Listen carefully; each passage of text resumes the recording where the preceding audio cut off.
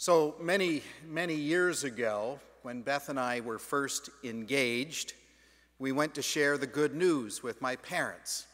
And at first there was lots of celebration, as you can imagine, lots of congratulations, we're so happy for you. But then there was a moment of warning. My parents cautioned Beth. They said, "Beth, in this world there are dreamers and there are doers. Mark's a dreamer. We sure hope you're a doer." I like to think that both Beth and I each bring something of a balance between dreaming and doing, a hope, a vision of possibility for this world and for God's church, and a willingness to roll up our sleeves and get to work at making it happen. But you have to admit, in America, we tend to prize our doers over our dreamers. We celebrate doers. We call doers achievers, go-getters, top performers. We hold ceremonies and present them with awards for their achievements, their accomplishments, the things they've done and the things they've given. At the same time, we call our dreamers other names. They get B-listed as Pollyannas or unrealistic kumbaya, pie-in-the-sky kinds of thinkers. I don't know about you, but I can still remember my parents from my childhood years grumbling, "Mark, now a little hard work never hurt anyone." Although doing a little research for this message today, I discovered that occupational therapists might argue with my parents. A little too much hard work puts a stress and a strain on our bodies and keeps them employed. But the fact is, everyone from politicians to theologians, actors to writers agree with my parents. I read recently a quote from the great horror novelist Stephen King, who said, "Amateurs sit and wait for inspiration. They're dreamers. The rest of us just get up and go to work." Look, being a doer is deeply rooted for us in our American culture, as deeply as our stocky Protestant work ethic, which gave both to our hardy American capitalism, our industrious spirit, and our profound belief that we can serve God in our daily lives simply by doing our best job with whatever work we have at hand.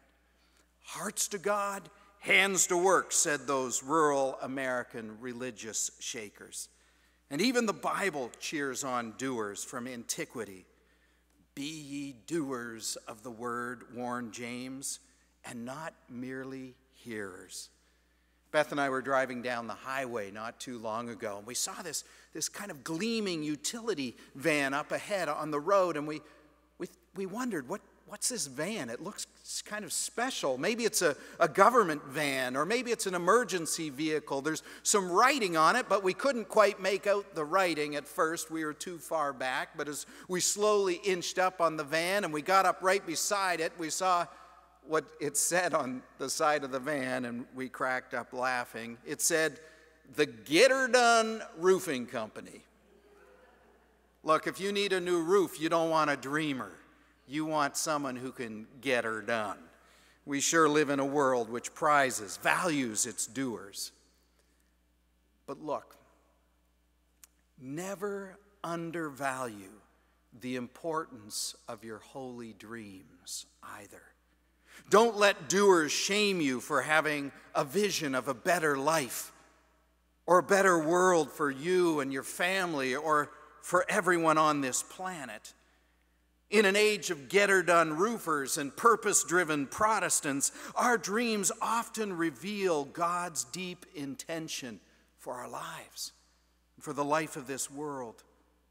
Like drawing back a curtain on a window between what is and what could be, our dreams open us up to the purposes of God. Of course, I'm not talking about our self-centered dreams, the lustful pursuits of those seeking power and wealth and worldly success. No, I'm talking about the holy dreams that we experience, the ones that stir within us, the ones that shake our beds and wake us up in the night, The ones that call us to think differently, see differently, live differently. I'm talking about the holy dreams we experience when God interrupts our lives with a vision of hope, or a vision of promise, a vision of truth, when God allows us to see something we've never, ever seen before. Hey, I never knew that could be a possibility, but I see it now. I'm talking about those kind of dreams. I don't know if you've ever noticed that the Bible is filled, jam-packed with game-changing dream stories. The book is filled with stories and accounts of people who heard God speaking to them through their nighttime dreams and their daytime visions. Joseph, Mary's husband, he had 4 dreams that changed the course of his life. 4 of them, count them. 4 dreams that changed his life and really the outcome of the world when you think about it. The wise guys, the magi, they had a dream too. Do you remember? God warned them in a dream to go home by another way because Herod was waiting for them on the old path, waiting to kill them. Peter had a dream. Paul had a dream. Pilate's wife had a dream. And this morning, in Holy Scripture from the Hebrew Scriptures, the Old Testament, both Beth and I shared with you today the story of Jacob's dream. Jacob went down to the river Jabbok and he found a rock on which to lay his head so he could sleep. And you thought your pillow was uncomfortable? And he had a dream. He had a dream about this ladder that was so high, it didn't go just beyond the trees or beyond the clouds. He had a dream of a ladder that went all the way to heaven. And on that ladder, he could see angels descending and ascending, going to God and coming back to the earth, and the prayers and the people of the earth going to God and coming back to the earth. Jacob's dream ladder stretched all the way to heaven. And as I read that passage this week, I was confronted with a question from God. Jacob's ladder went all the way to heaven. How high do my dreams go? And then I started thinking and praying on behalf of us all, and I asked the question of us as God's people: how high do our dreams really go? How high do our dreams reach? Do we have the audacious faith to dream of peace in a world of ISIS terrorism or Israeli bombings? Do we have the faith to dream of unity in America in times of racial strife, tension, and divide? Do we have the faith as God's people to dream of God's shalom in this age of hunger, homelessness, and poverty? And maybe just as importantly, do we trust those dreams enough to grab hold of the rungs on the ladder and follow them all the way to heaven and back? Some of you baby boomers and even Gen Xers will remember the great John Lennon once sang, "You may say I'm a dreamer, but I'm not the only one. I hope someday you will join us and the world will live as one." How high do our dreams go? Jacob's went all the way to heaven and back. Look, in these days ahead for us in the Old Stone Church, in this time of transition for God's people here in the heart of this great city, my prayer is that you'll not be afraid to keep dreaming, that you won't be afraid to let your dreams go all the way to heaven and back, and to allow those dreams to inform not only your identity as God's people here in the heart of the city, but to inform your living and your serving and your mission as God's beacon here on Public Square. My prayer is that you won't be afraid to keep dreaming, to not only look backwards at your incredible history, but to have the faith enough to follow your foremothers and your forefathers in the faithful act of envisioning a future that belongs to God, a future that is good, a future that is filled with joy. Never, never, never let those without dreams step on yours. Never, never, never let those who are afraid to dream squash yours. No, keep reaching for the dream. Let your dreams go all the way to heaven and back, no matter what. And then have the faith and the trust to grab hold of the rung and keep climbing closer and closer to heaven. Keep climbing Jacob's ladder. Bring a message from heaven back to this earth. Take your prayers up to God and keep living as God's faithful people in these uncertain times. Back in the 1980s and 1990s, there was a columnist named Gary Lottens who used to write for the Toronto Star. His columns were syndicated across the country. Even as a teenager, I liked to read Gary Lottens' columns. I wasn't a big newspaper reader as a kid, I must confess. For me, it was usually the comics, maybe my horoscope, and Gary Lottens. Well, last year, my mother gave me a book, a collection of essays from Gary Lottens, all his columns from throughout the years. And I was reading one last week where he began by saying, "I have discovered the meaning of life." I don't know about you, even the cynic in me, when I'm reading an author I really like who says, "I've discovered the meaning of life," I'm in. Okay, what is it? Let me know. He said that the meaning of life is this. He said he was walking down a busy downtown Toronto street one day, and about 20 feet out in front of him on the sidewalk was this kid who looked about 3 years of age and his mother walking along the sidewalk.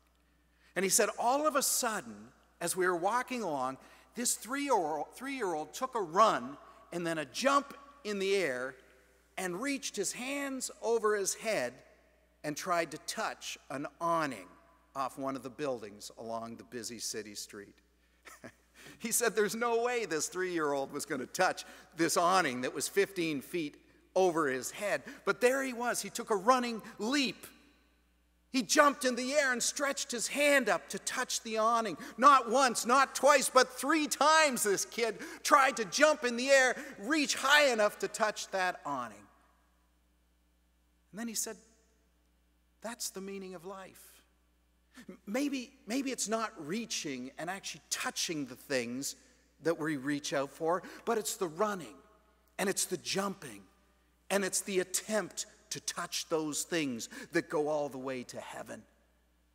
Maybe it's not in achieving it always, but maybe it's in the leaping itself that we find our meaning and our hope. There was no way that little boy was going to touch that awning, but it was in the possibility. It was in the dreaming, then the jumping, then the reaching, that little boy's humanity was revealed, his hope, as it is for all of us. You know, we may not solve the world's hunger problems today. We may not solve the crisis of homelessness in America right now. We may not resolve all the world's conflicts or solve the refugee crises that are unfolding around the planet. But maybe it's in the faithful dreaming and in the audacious reaching that we move ourselves one step closer to being our most authentic human selves, our best selves, our godly selves. Listen, when you close your eyes and you imagine the old stone church 5 years from now, maybe 10 years, maybe even 200 years from now, what can you see? How far do your dreams go? What can you imagine for this church? Who is God calling us to be? I hope when you close your eyes and imagine this church somewhere down the road, I hope you imagine a place that's filled with an incredible radical hospitality. A welcome not only for one another, but a welcome for those who've been disenfranchised everywhere else. I hope you see a joyful people who've come together, and because they know how much room God has in God's heart for all of them, then there's that much room in the kingdom community, the church, for the strangers among us. You know, a week and a half ago, I announced that I was going to be leaving the Old Stone Church, and many of you have shared some very tender and supportive, loving words, and it has meant the world to Beth and I. I said to you that we will always love you, and our love doesn't change. We know what the Apostle Paul meant when he says that love never ends. We take you with us in our hearts. But there have been some who, I think out of their emotion and out of that sense of loss, have said to us, well, when you guys go, we think we're going to go. When you leave, we don't think we're going to stay here at Old Stone Church. Let me tell you, nothing breaks our hearts more than to hear that. Nothing troubles us more than to hear people say that if we leave, they would leave. My goodness, this church is so much bigger than Mark and Beth Giuliano. My goodness. This church is so much bigger than this temporal moment even now. This is a church whose faith has always gone all the way to heaven and back. Our prayer for all of you, for this church, for this great, magnificent body of Jesus Christ in the heart of Greater Cleveland, this beacon on the square, this church that has been loving Christ and serving city for almost 200 years, our prayer for all of you is that your hearts and your minds might continue to be open enough that they can dream all the way to heaven, and that they can grab hold of the rungs on Jacob's ladder and to fulfill God's dreams for this place and this time, this generation and the next. Folks, in a world of get-her-done roofers and purpose-driven Protestants, I think there's not only room for a few more holy dreamers right now, I think the world needs you more than ever. Praise be to God. Amen.